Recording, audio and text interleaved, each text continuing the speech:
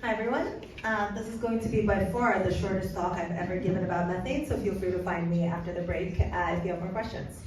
So as we just heard, methane is a really potent greenhouse gas that currently contributes about 20% to the warming that we experience today. It has increased dramatically in the atmosphere since pre-industrial times.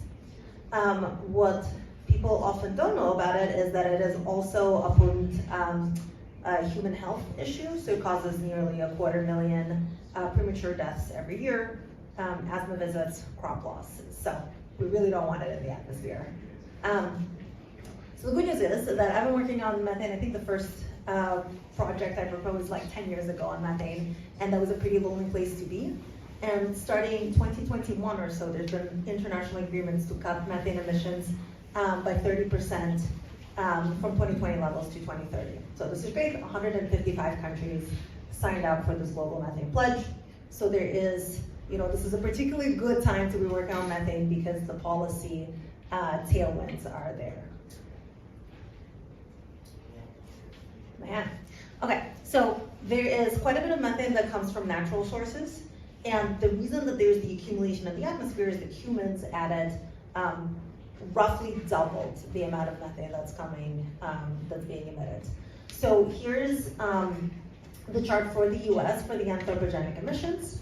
It's important to note that this looks wildly different for different countries, right? We have quite a bit of natural gas extraction, so we have a really big chunk of it over there. In a lot of the developing world, you see a lot from rice, landfill, and livestock, right? So predominantly agricultural. If this was China, you would see a huge amount of methane coming out of coal mine extraction. They have the kind of coal mine which is particularly potent for that. So depending on which country or where you're trying to work, you might look at that particular breakdown and what can be done about this.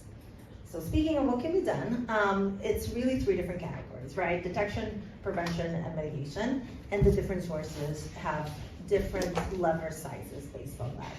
So an example is oil and gas, where there is in the US about 1 million also extraction wells around both oil and gas, 200,000 miles of pipeline, and most of it works great, right? Just to be clear, most of it is not leaking anything.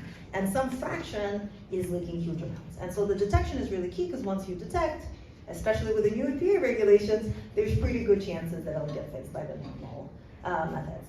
And so you've got various things on site. You have some new satellites that got launched, drones with methane spectrum cameras on them. So there's really robust ecosystem right now happening in the detection. For other things, detection may not be as important. For example, so here's what it looks like with a big leak over here that isn't visible in visible spectrum.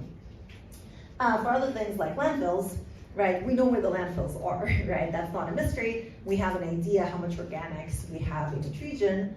And so for landfills, the detection, while still very important to see if the systems are malfunctioning, in much of the world, you actually know that that's where methane is coming from and have some estimates. So there, prevention is really interesting, right? Like in places where there is no composting, which is at this point most of the world, keeping these organics out of the landfills, and it's the anaerobic decomposition of these organics that's really causing the methane emissions, keeping it out of the landfill has the benefit of both preventing methane and hopefully you convert it into fertilizer, so the emissions from producing new fertilizer aren't there. So there's a double whammy. You can also do mitigation if you already have, let's say, a landfill, to keep running with the example where the organics are already in there. Well, you can basically put a giant plastic cover into it, drill a methane collection system, and then try to use that methane either productively or at least burn it.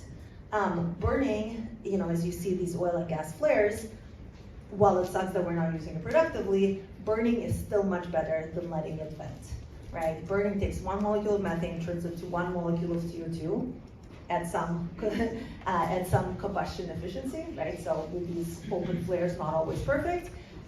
So that is better than just letting it vent, but what will be even better is to capture it and use it productively. So methane is definitely a piece of the puzzle, but it is an important piece of the puzzle to buy us more time to cut the other greenhouse gas emissions too. But this is a little bit of a faster, potentially a faster pace because of that really large multiplier and the relative concentration of the sources. So. Thank you.